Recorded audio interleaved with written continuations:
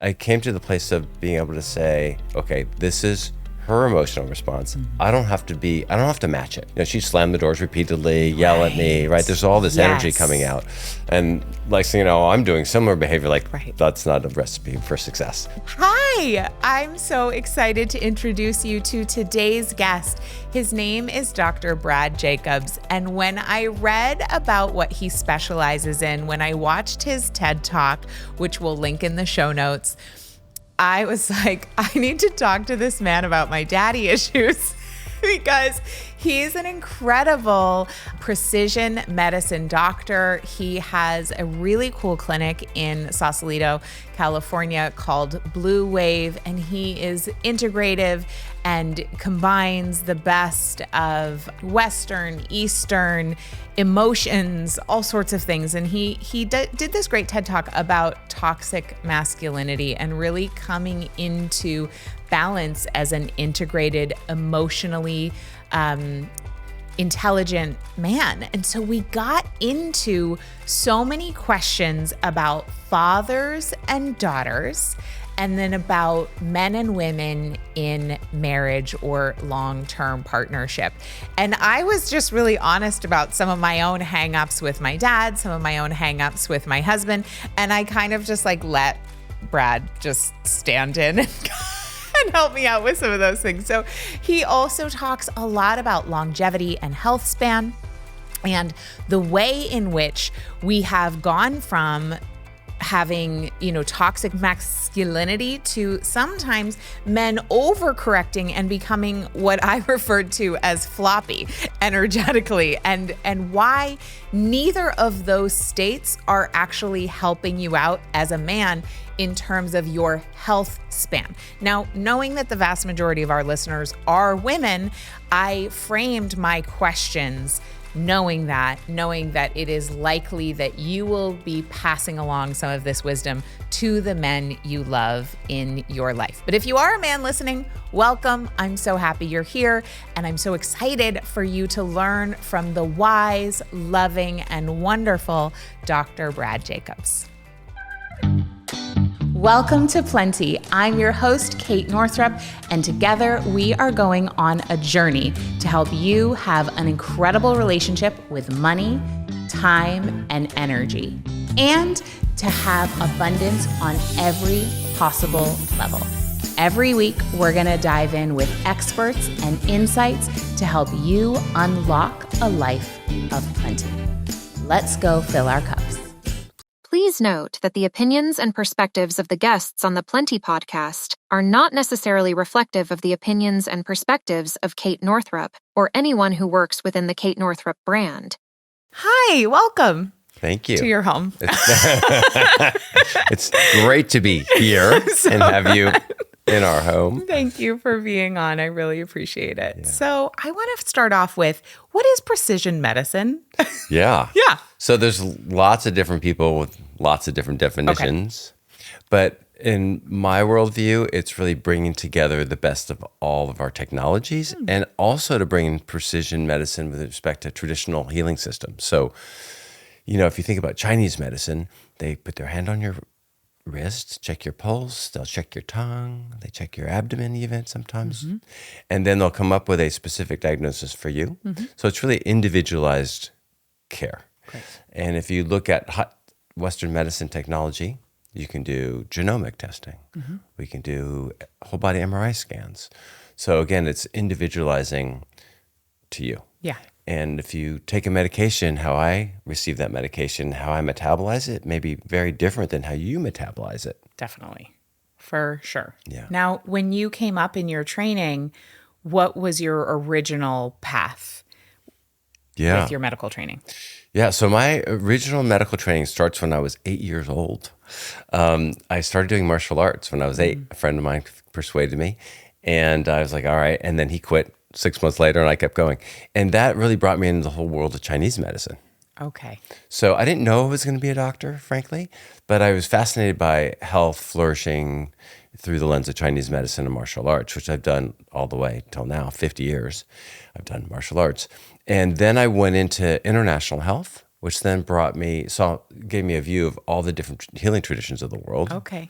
and then went to medical school. And then I came in with the lens of there's multiple healing traditions out there. There's many ways to view this. Health and medicine are about flourishing in addition to curing diseases. And I went to medical school to realize that people had a very different point of view. Yeah. So you went into medical school with a wider lens. Yeah. And then when you got there, you realized Yeah. not everyone does. I knew going in that I was a salmon going upstream. Yeah. And that people are focused on disease, physical organic matter, and drugs and surgery and procedures. Like that's What did you do to bolster yourself in that environment, given that from day one? Because I speak with a lot of doctors who were like, oh no, I just like going along. And then much later they had this awakening of, whoa, there's so much more going on here. But it sounds like you went in with that. So how did you stay sane, resourced, and all of that during such an intense training that didn't include your entire view? Yeah. So I went in with the intention to change the medical system. I said, I was deciding between Chinese medicine school, acupuncture school from the background I had, and medicine, conventional medicine. And I decided, okay, I'm going to go through the medical system. I'm going into the belly of the beast. Wow. And so I sort of brought that in. And then I trained or practiced my martial arts like every day. I mean, literally, I was in the hospital, the closed wings of the hospital at 3 a.m. when I was on call practicing. And that kept me resilient and relatively sane. Sure. Yeah. As sane as one could be in medical school. Right. What is the martial art that you practice? Kung Fu, so Northern style Chinese martial arts. Amazing. So, and I've done a range of different martial arts over the years, but that's the one that, particularly as you get older, I'm doing more of the internal style. So Tai Chi, Qigong, Bagua, which are the internal style martial arts to keep the energy flowing through the system. And, I think of it as blockages that happen as we get older. Yeah. And people show up with shoulder pain, and that's a blockage. Yeah. Organ disease, liver problems. Right. And to keep that energy moving. Speaking of energy. Yeah. Can you talk to me a little bit about your view of how our emotional lives and ways of thinking and ways of being in our lives and our relationships contribute to those energetic blockages in our shoulder or our gallbladder or wherever? Yeah. Yeah. I think of breath as really a beautiful barometer for how we're doing. And if you notice ourselves and others, people stop breathing. Like they're shallow breathing or they get held up. And, we're seated at the computer and our body position is closed. And we get our head is, we're separated from our body. And then we notice our breathing stops. And when that happens, you can feel stuff build up and accumulate and not discharge. And I think, as we know, the world's turning faster and faster, right? There's more information going at a faster speed.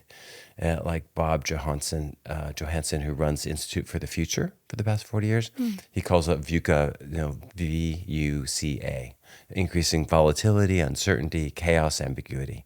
He talked about it like a decade ago. And that's what's happening. And so for us, how do we keep the system? I think of ourselves as like a sponge that we collect dirt. How do you get under the faucet and let it rinse through? Right. So some of that dirt is chemical. Some of that dirt is information, the type of information we're energetic, reading, some of it's toxic, thoughts, some of it's what we're eating, some of it's whatever, like just general sludge. General sludge from all different dimensions. Just sludge from all different dimensions, totally. Ancestral sludge, whatever it may be, maybe past life sludge. Maybe past life as well. I think the emotional intensity of where we're at today is creating a really difficult time for us. And we could talk about the fact that, the soil has been depleted by its nutrients and is filled with lots of toxins and glyphosate, and the billions of pounds of glyphosate that's in the soil and all these things that are leading to mutations and poor resilience. But we can, yes. And more, I think even more within our control, immediate control at an individual level, is our own ability to manage our own emotions and have agency over that.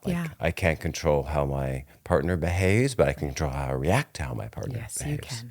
And one of the things I know you think about a lot, specialize in, have done your own work around and research around and practice is looking at toxic masculinity and emotional intelligence and how maybe those traditional models that maybe you were raised with, certainly that I was raised with, my dad was raised with, just didn't model healthy behavior as men around feelings. Right. So you told a story in your TED Talk about a way that was showing up with your daughter. Do you mind sharing that and kind of like the before times? Yeah. Yes. When you were not as emotionally aware, maybe in that regard. And frankly, yeah, the more sort of the part I'm even embarrassed about now, feel shame around. But owning that it's I did it, I do it, I have done it. And also, yes, it was taught to me. It was modeled. Right. But there's ownership there too. I can't just outsource it. And when I was raised, I grew up doing martial arts, and that's a very masculine. Yeah, Kung Fu is no joke. No joke, right? So it's really focused on bravado, courage, straight talk. Thankfully, there was humility in there as well, but there was really a lot of that classic old school masculinity. That combined with my father, who was very beautiful human and also very dominating. When he got upset, it was, okay, it's like the light, there was no dimmer switch. And so I brought that into me as a model. And so I would, the first story, frankly, occurred when I was driving down the street and I had a road rage incident. And someone was trying to cut off a whole bunch of people behind me. I said, I'm going to protect this situation, and got in front of them. They started getting really upset with me, egging me on, cussing at me. I got out of the car and said, come on out of the car. Let's do this, And they didn't want to get out of the car. I ended up actually putting this guy in a chokehold to stop him. And then he calmed down. I calmed down. I went back in my car. 3 weeks later, I get a subpoena from the federal courts, and I had to bias my first suit, get a proper haircut, hire an attorney. Wow. It turned out he confabulated the whole story and things were dropped, but the intensity of that really shifted me. But then fast forward, it didn't stick, and when it came into my inner circle, my daughter, which I spoke about in the TED Talk, and she was, to her credit, and she's going to become an attorney. She wants to be a social justice activist. To her credit, is extremely smart, fierce, very articulate, and has her own opinions. And so when I said, no, it's got to be this way, she'd say, no, I go left, no, I'm going right. And I wouldn't tolerate it. And so I started really having exaggerated responses to the things. When I speak of, the punishment far exceeded the crime. And so I'd take her phone away for a month, I would raise my voice. And ultimately, her mother called me out and said, you've got some anger issues here. You've got to manage this, which I didn't really see. And then my own daughter started speaking into it. And that really, there's a lot of shame around that. Yeah. To really speak into. And what I realized was I was feeling emasculated. Right. Because I couldn't control my daughter. Right. So you were amplifying the response. Yeah. Yeah. And at first, when they gave you that feedback, were you open to it? Were you defensive? Heck no. What was the response like? It's all your fault, right? It's never my fault. Right. I was very shut down about it and didn't really want to own it at all. Because I didn't view myself that way. God forbid I act that. Really? That's not me, right? I'm a kind, nice person. Right. And so then to really see it and have my daughter actually show it back up, put the mirror back up. How old was she when she was giving you that feedback? Yeah, at first? she was 12, 13. Okay. Pretty young. Yeah. But but mature. That's a fiery time to that transition. Sure. 11, 12-year-old girls are so powerful. Yeah. Super powerful. And she remains powerful. To her credit, it's beautiful to witness. She's 19 now. But when she showed it up, and then I said, listen, I'm going to do better. And she was like, rolled her eyes in disbelief. and then I would, I thought I was doing better, and she kept saying, rolling her eyes. Wow. But I really made conscious change. And I came to the place of being able to say, okay, this is her emotional response. I don't have to match it. she'd slam the doors repeatedly, yell at me, right? There's all this energy Yes. coming out.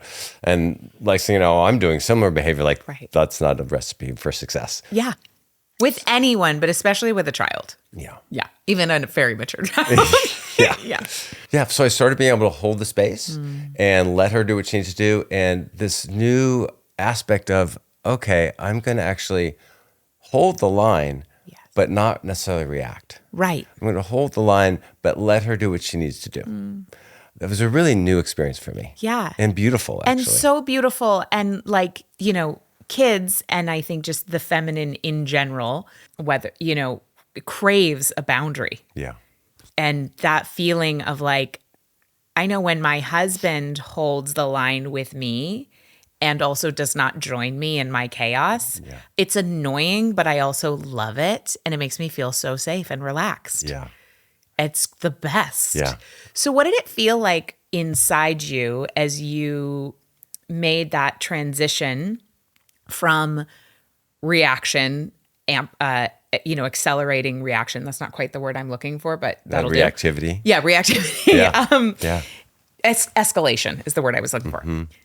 To then holding still a boundary, but creating a container of safety. What did it feel like inside your body to do the second part? So it's a great question. I felt expansion, like abundance and expansion rather than constriction. Yeah. As when I escalating, it's the mode of fight or flight or freeze or fawn. And that mode is, you get locked. You energetically get locked. You get narrow viewed. Your heart rate goes up. You get sweaty. Right. Your jaw clenches. All that stuff that shows up unconsciously. And that's not what was showing up anymore. It was this moment of almost like, oh, I can sit back. I can allow this to happen.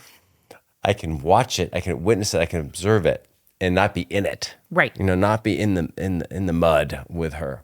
And this sense of expansion and sort of fullness, which was really different. Yeah. Amazing. And it changes, you become as a parent, you become the thermostat in that environment as opposed to the thermometer. Yeah. Right? Like just reading her energy, then you become the thermostat. She gets to meet you there. Yeah. Which is such a gift. And I think really a gift of parenting in general, but like also the masculine, because actually mothering tends to feel pretty masculine to me as well, just because it's like holding the container, Right. being the executive functioning for my children, right? Yeah. Okay, so I had an experience where my dad, who is a wonderful man, but we've like had our journey.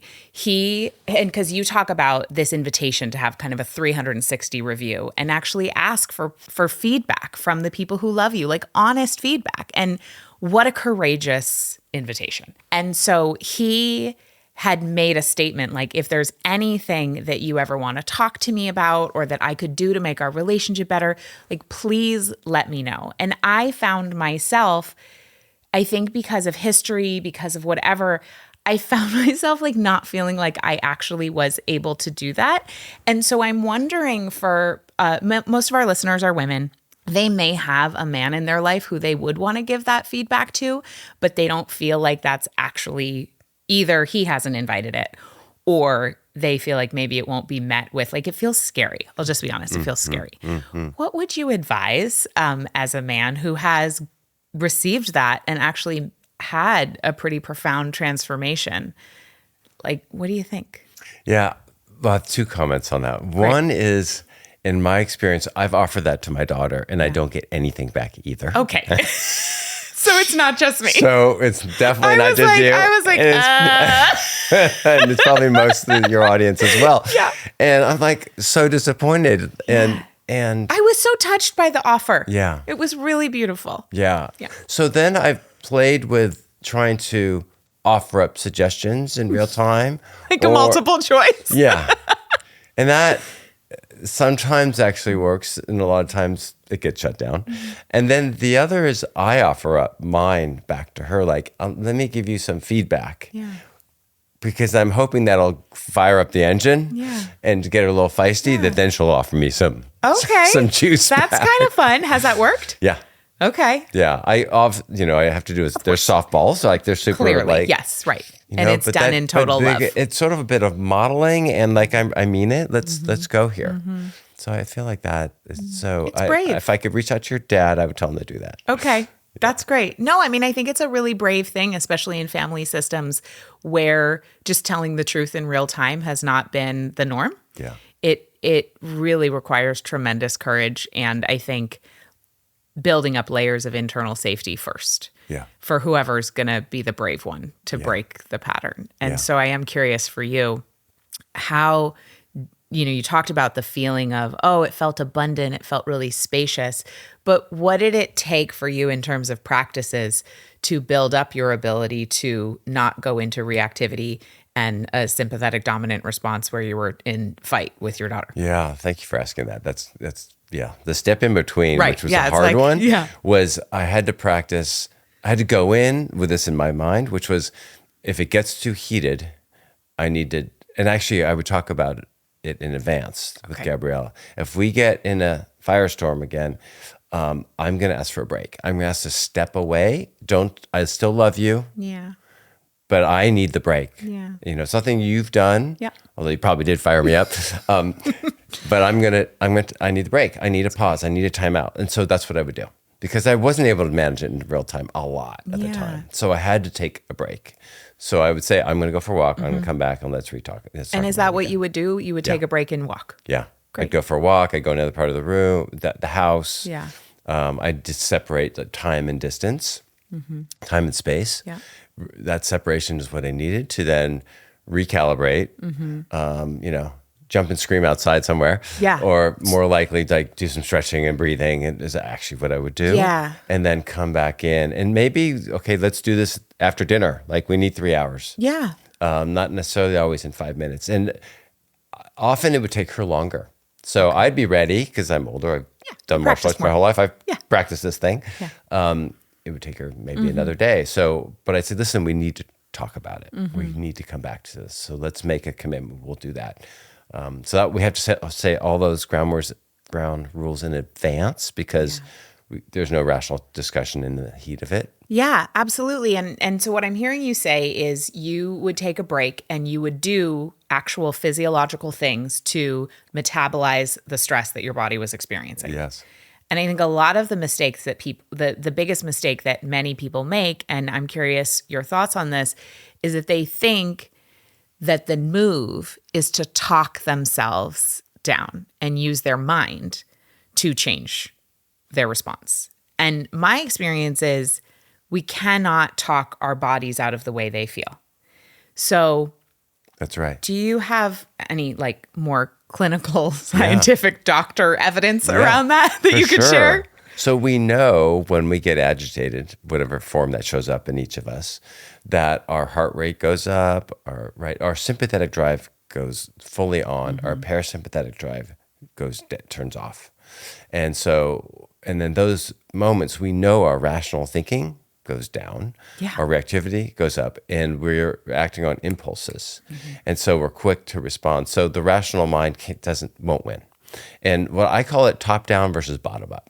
So the top down doesn't work. You can't it's trying to control a wild animal. Like, how are you going to do that? Right. So Right. You're not going up. to tell a gorilla that's angry, You're not going to rustle them to the ground. Yeah. So instead, though, if you all of a sudden change the terrain around the gorilla, you put beautiful gorillas around the gorilla. You have beautiful fauna and, luscious bananas and a nice stream. They're going to start regulating. And so that's your point. That's what one has to go do. So that's what I would do. I'd go out into nature. Yeah. I would start doing some breathing. I like doing yoga. I listen to music. There's so many ways to do it. Pick up the guitar, whatever it is that soothes me, I know soothes me from a bottom up. Right. And bring that in from the bottom up. How important is it to actually let that full emotion of anger or sadness or frustration or whatever it is that we're feeling that we do want to soothe, but how important is it to actually let ourselves stay with the emotional experience as well? Yeah. Such good questions. Yeah. So I think the soothing is important because people get out of control and they do things that they regret. Totally. So if you're in that world, which we've all been at one point or another, we send the email we regret, That one. right? I It's would like stand up really and been walk away. I'm like, "La, la, la, la, la." My husband's like, babe, step away from the computer. So you know what I do? Someone taught me this, so I love it, which is I send the email to myself. So I start with sending it to myself. So the name, if sometimes you hit it by mistake, Yes. and then you New can hit email. the send button, you get that feeling it's going right back to yourself. That's really smart. Or save it in draft. I'm going to do that next time. Thank you. But you're right. The other part's what I call is mindfulness. So noticing it, which is not distraction method, which you can argue that's a distraction method. You're going to go calm yourself down. But to learn, I think that's the next level though. So first is to learn to regulate. Yeah. Then the second level is and you can sometimes do them simultaneously, is to notice. And that requires you to be able to be separate from your thoughts and feelings so that you go to your larger self, the big ass larger self, your divine self, your sort of innate being, and be able to watch your thoughts, watch your emotions separate from yourself. And in that moment, then you're the witness. And so you're no longer attached. And that's a beautiful thing to be able to be. And often it's great to not continue to be triggered while that's happening. So step away is important. And to your point, to be able to reflect and to drop into that and notice it is a beautiful place to be. And then you can notice, oh, this is actually because often what's happening in the real moment is a reflection of what's happened in the past. Is an amplification of something that resonates from the past. And I was going to ask you, how important do you think it is for us to know the content of the past thing in order to heal in the present moment and maybe interrupt those unconscious patterns? Yeah. Do you think the content matters? I do at the level of, not at the analytical level, personally. So I've trained in something called Hokomi psychotherapy. And in Hokomi, we sort of bring in the concept of a missing experience. So maybe as a child, I was not recognized, I'll tell you, so in my childhood, there was a lot of drama in my parents. And so I was the one always trying to calm things down. So I would want to try and make everyone happy. I was the pleaser. And so there's a missing experience there, which is you can be loved for just who you are. You don't have to do anything. Right. You can be loved for who you are, which I'm still working on. And so if I know that general experience, and to be able to then see, I'm feeling I'm not being seen. I'm feeling I have to show off here because I'm not, so that they love me. I have to please them so that they love me. I think in that point, that's how it matters, but not so much the exact mechanism by which it happened. Okay, cool. Yeah, I think there's something freeing about that because as someone who's been in and out of therapy in a variety of formats, for many, many years, sometimes the thinking about it and talking about it, I'm like, bleh.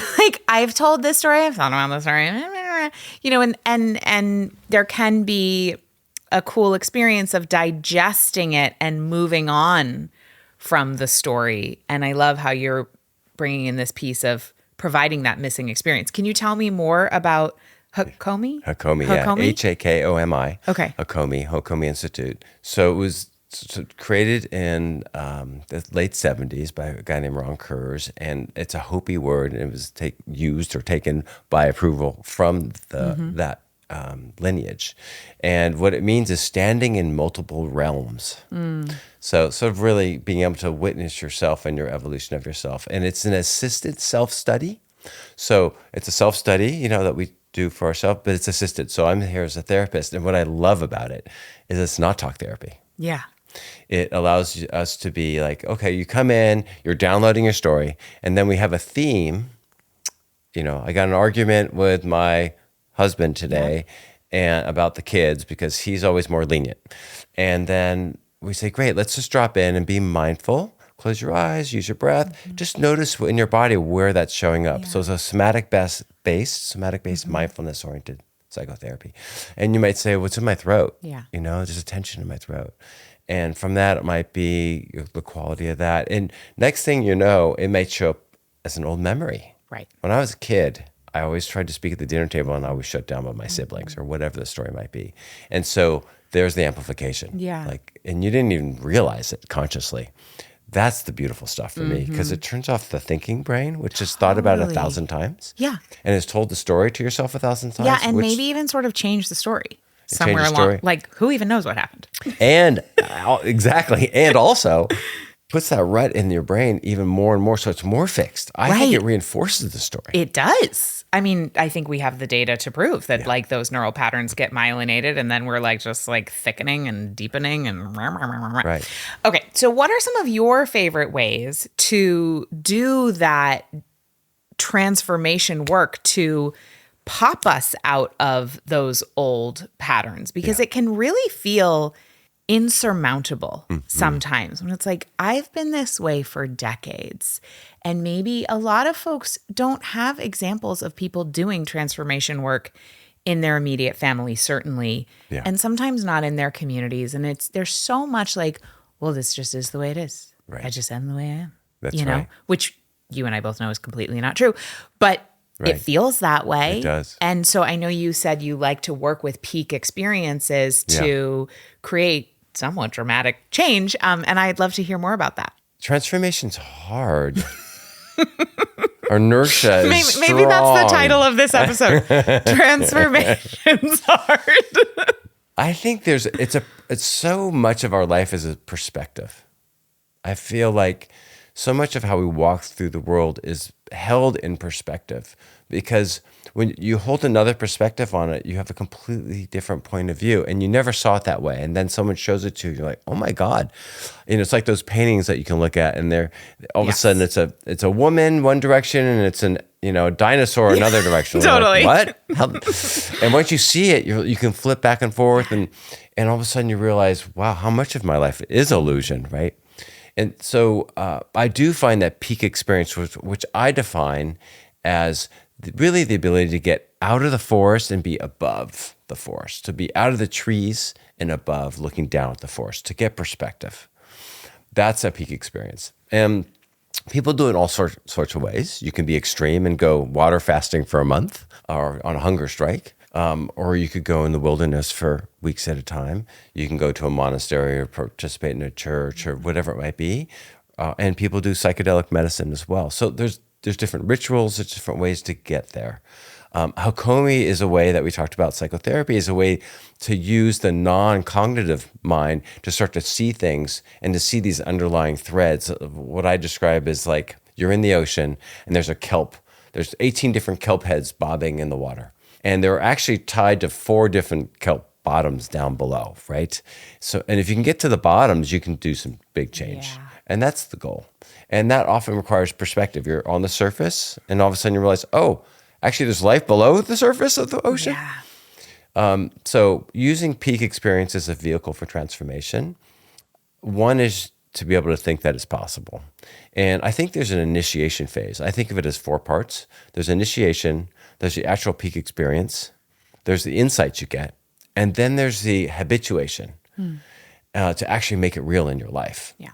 So the first part is this initiation, which requires some prep, and I feel like requires really you looking at your health and noticing all the things we talked about earlier. So what is my microbiome like? What is my daily practice of self-care like? Do I have mold and chronic Lyme disease? Do I have other problems in my system? Do I have food intolerances? How is my sleep? How can we get those all clear so that we can prepare ourselves to be more resilient, have more energy? So that's step 1. Great. Step 2, we talked about different peak experience. Different peak experiences could be psychedelic medicine. It could be prayer. It could be you and I are going to do a 1-month cleanse, and we're going to dry January, right? Gluten-free, no alcohol. And then ideally we get then some insights.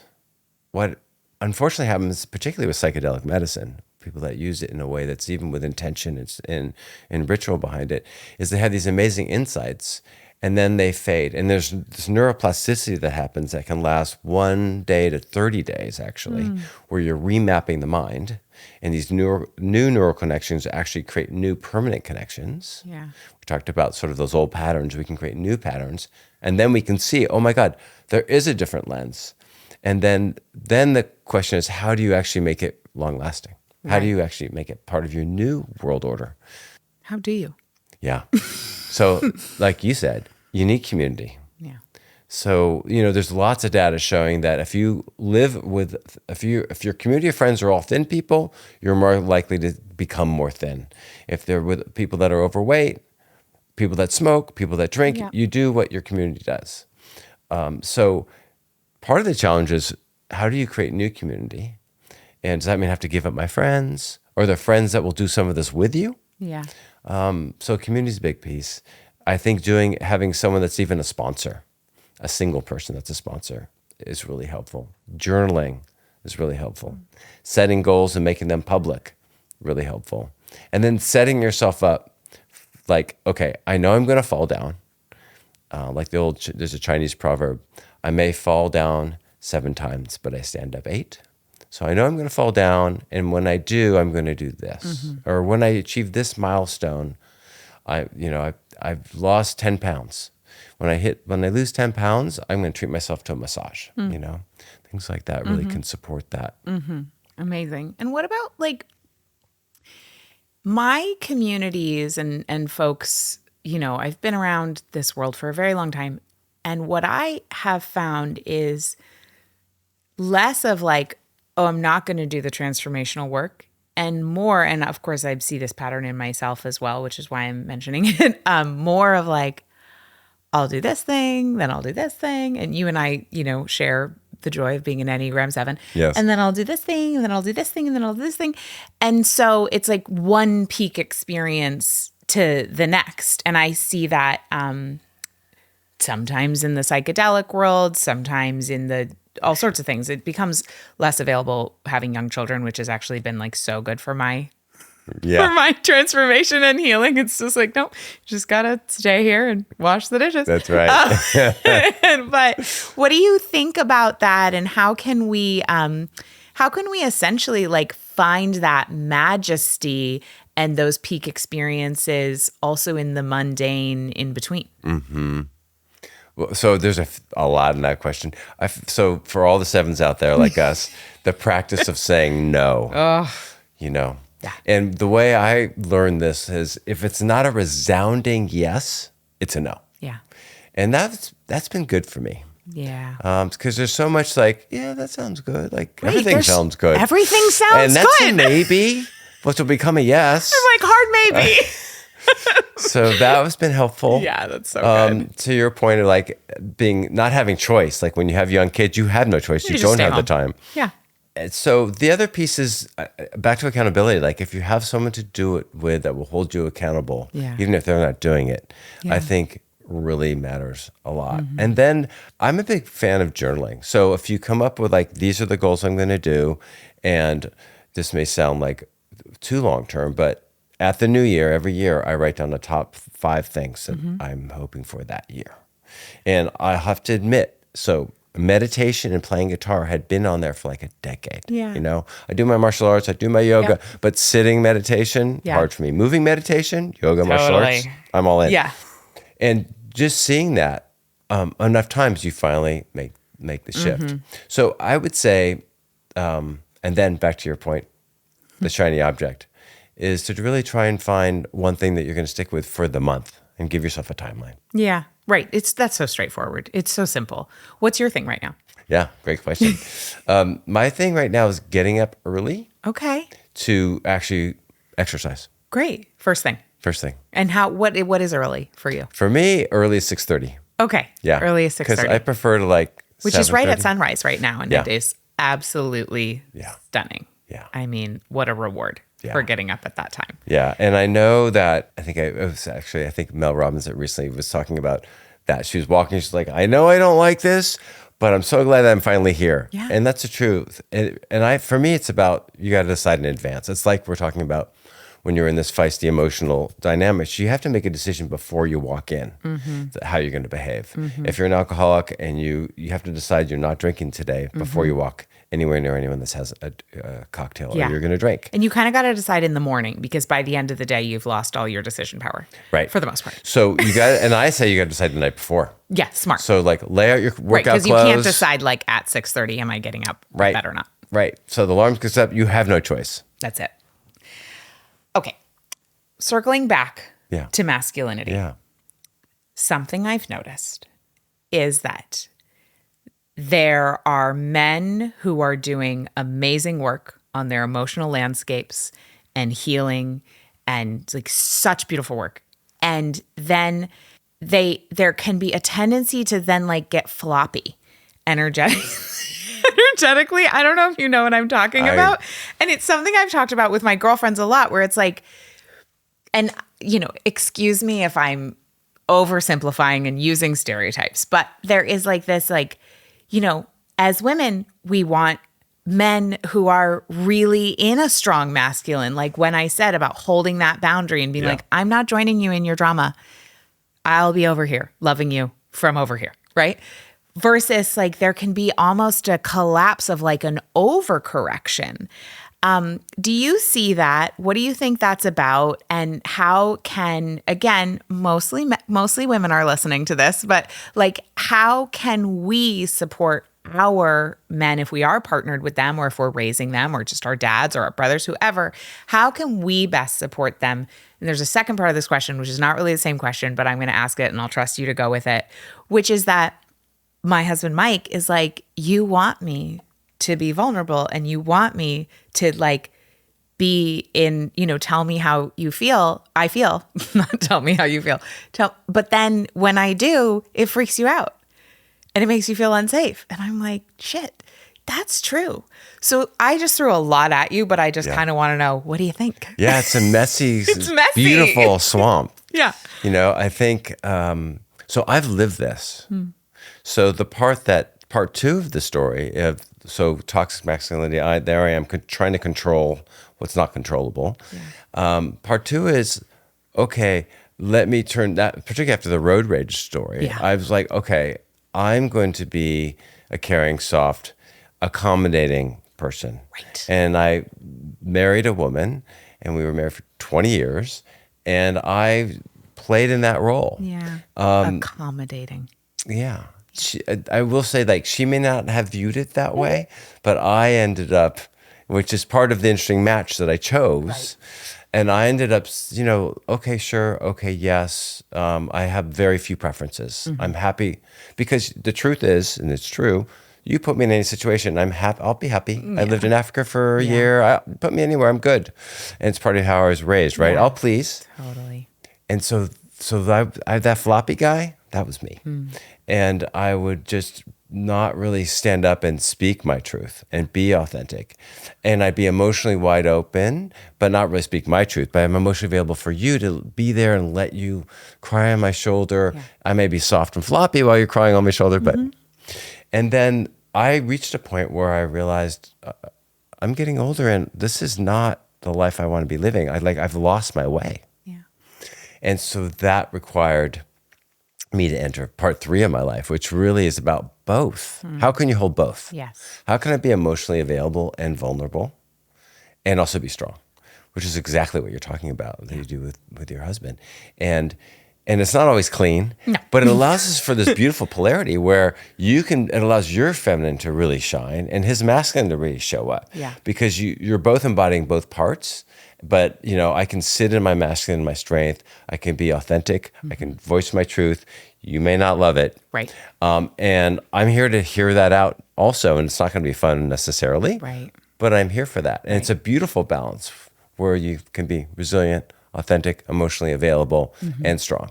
Something that comes up for a lot of women in our community is, what if I'm married to a man who really isn't into personal growth work, who doesn't really have a spiritual life, because the work that I lead it goes deep. Yeah. On the outside it's about money, but like ultimately it's really not about money. Right. And we're going really deep around some stuff. Yeah. And so women are like, I really want to do this. I want to lean into this, but what do I do if my partner's not on board? Yeah. And I don't know what to tell them. Yeah. Because I'm like married to somebody who's totally on board. Yeah. Not 100% of the time, which is healthy and normal and sexy actually, but what do you say in that situation? Well, first of all, money is all about emotion, right? 100%. We attribute, can you afford the house? Well, at one level, it's a no. But another level, it's what's important to you. Exactly. Yeah. What is important to you? Yeah. Can you buy those rings, with jewelry? What's important to you? So yes. So I think for 3 things to think about when talking to men that are shut down, emotionally shut down, is one is they don't feel safe, and they're wrapped around shame. So there's, because they've been shamed. They were, at some point in their life, they were emotionally available, and they were shamed for it. Totally, because no little boy is not emotionally available. Tiny right. little boys are just right there. Right. But at one point, you're made fun of when you're I crying. know. So brutal. Yeah. So to be able to feel safe, and, what I hear from my partner is, I want to love all you, including the dark spots, including sort of the broken pieces. Like, I'm here for all of it. And that, for a guy, is like, at one point, most guys were like, dude, whatever. What are you talking about? But the truth is, if you're willing to go there, you know that there's some truth to what they're saying. So that would be one thing. Great. The second is actually showing up and being present, which it's really hard for us in this day and age to actually be present, because we're multitasking. We're managing the kitchen, the kids, whatever's coming in over. The money, the career. Yeah. So that's the second. And the third is date night. I feel like, having a date night, planning once a week date night, if you can do that, really is a time where you can have quality conversation where the guard will come down. Do you have any suggestions for great questions to bring that out if folks are feeling like they're out, right? They got a babysitter, no kids, right? But it's still like surface. What are some of your favorite questions to get in there and go deeper, even in a relationship that's like so beautiful and also relatively new? And I'm sure you're going below the surface all the time, but you seem like a guy who asks good questions. Yeah. On a good day. Well, first I have to tout a friend's book. It's called 8 Dates. Oh, great. By the Gottmans and Yes, the Abrams. I've heard of the Gottman together. Institute. Yeah. So Doug and Rachel Abrams did it with Gottmans. Great. Called 8 Dates. Super digestible. Oh, I love that. And you go on 8 dates, and each one's a different topic. Cool. That's a great one. And I think starting like with some softballs is great, right? Which is, what are the highlights of your week? Yeah. What are the things that were sort of like super exciting for you? And then the second one is, what were the tougher parts of your week? I think that provides a little bit of a window, because it forces the guy to acknowledge that there may have been some things that weren't so great. Yeah. So that's I would say starting there. Yeah. Those are great. Yeah. Super doable. I think the next level is really about, sometimes you can get into it around planning. So, Yeah, totally. Yeah. Right. So you can bring logistics to date night. Right. So, and I think you want to avoid that. Totally. But you can go into more like larger view of like, what do we want to do this year? Yeah, together? like a big picture. Yeah. More aspirational. Aspirational. Yeah. Dreaming. Yeah. Yeah. Dreaming I find very sexy, obviously, as a 7. Exactly. Like, let's vision all day long. Yeah. Amazing. And then the follow up to that again is similar as, okay, so what are some of the challenges that may show up for us in doing this, or may show up for you in doing this? That's great. And so it'll allow the guy to start to tap into it provides the opportunity for them. And maybe the woman who can see some of the things that the guy's not seeing, which Yeah. often happens, Yeah. can throw something up like, oh, what about this? Might this become an obstacle for us, even though it's really about them? Subtle. Subtle. Yeah. I love We miss that. stuff all the time. That's guys. We're very primal. That's so good. Very limited, but we can understand. But I think that that's so helpful. And I think sometimes that, because I'm seeing 35 million different layers of reality at all times, and my husband is a super direct man. And then also he's just more straightforward, right? Yeah. So out of all the straightforward people, he's like also extra direct. And so I find it very relaxing to remember that he's not thinking about 35 layers of reality at all times. And like, he's actually just really there. It's lovely. Yeah. Yeah. Yeah. So like, what a benefit. Yeah. And we don't have the multidimensional perceptive organs in our body. Like, we can't see all the fidelity that women see, vast majority of men at least. We're sort of we can handle 3 or 4 channels at a time, and women, frankly, can handle like 30 at a time. And that's a beautiful thing, and it creates chaos all at the same time. It really does. Yes, I know. It's really a lot. Yeah. So sometimes the guys need to be directly served up the ball in front of their lens, and they're like, oh, I didn't even see that. Yes. Thank you so much. Right. And to not make it a thing, to not be like, oh, that means he's not perceptive, or he's not listening to me, or this, that, and the other. It's like, no, that's probably not happening if you have a wonderful, loving partner. That's right. This has been great. Thank you for coming to your house on my show. I just love getting to know you. Yeah, I really appreciate our conversation. And so if people want to learn more, connect with you, learn more about your precision medicine work, learn more about your Hokomi. Yeah. And all the things you're doing with longevity and masculinity, all of it, where can Please they go? Yeah, come to Instagram. I've got a presence on Instagram. And also there's some protocols on my website if they're interested, which is drbradjacobs.com. About behavior change we talked about. Love it. Health span protocols that Sarah and I did together. Cool. And a 6 Pillars Healthy Living Assessment. So all that's available. So And is it Dr. Brad Jacobs, MD, or not? No, on Instagram? It's Dr. Brad Jacobs. It's Brad Jacobs, MD. On Instagram. But your website is Dr. Brad Jacobs. That's right. Okay, got it. Thank you. We'll put it all in the show notes. Yeah, it's great. Thank you. Yeah, thanks for asking. It's great conversations.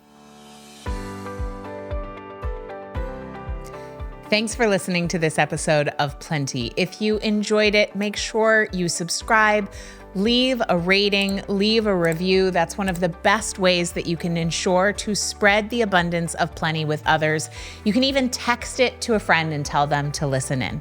And if you want even more support to expand your abundance, head over to katenorthrup.com/breakthroughs, where you can grab my free money breakthrough guide that details the biggest money breakthroughs from some of the top earning women I know, plus a mini lesson accompanying it with my own biggest money breakthroughs and a nervous system healing tool for you to expand your abundance. Again, that's over at katenorthrup.com/breakthroughs.